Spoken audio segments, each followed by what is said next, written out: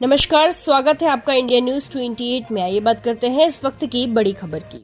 मध्य प्रदेश विधानसभा में समान नागरिक संहिता यूसीसी विधेयक 2026 पारित। भोपाल मध्य प्रदेश विधानसभा में समान नागरिक संहिता विधेयक 2026 पारित। आज मध्य प्रदेश विधानसभा में समान नागरिक संहिता विधेयक 2026 पारित हो गया।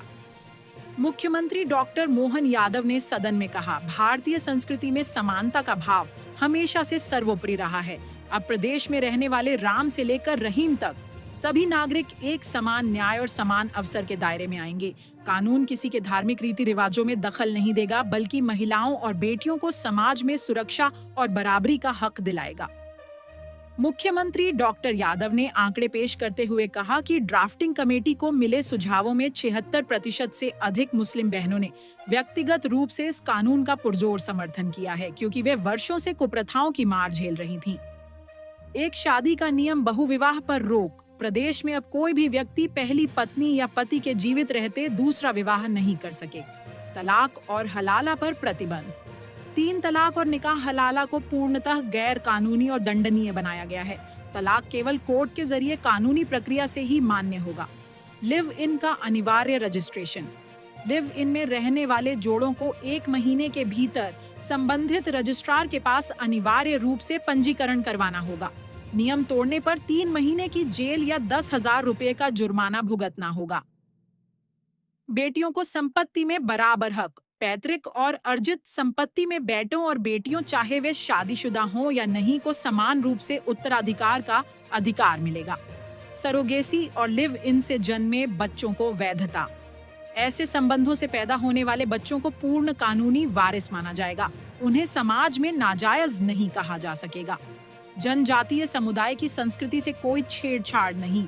इस कानून का सबसे महत्वपूर्ण पहलू मध्य प्रदेश की विशाल जनजातीय आबादी को इससे बाहर रखना है।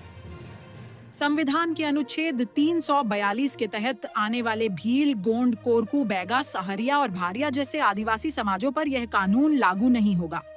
आज के इस एक्ट के पारित होने के बाद, माननीय महामहिम राष्ट्रपति की मंजूरी के बाद, हमारा राज्य उस श्रेणी में खड़ा होगा जहां एक से ज्यादा विवाह करने में अपराध होगा, और एक से ज्यादा विवाह के अवसर पर जो बहनों को कष्ट होता है, उस कष्टों से मुक्ति दिला करके हमारी प्रदेश की आधी आबादी को उनके हक का समर्थन सरकार के माध्यम से होगा।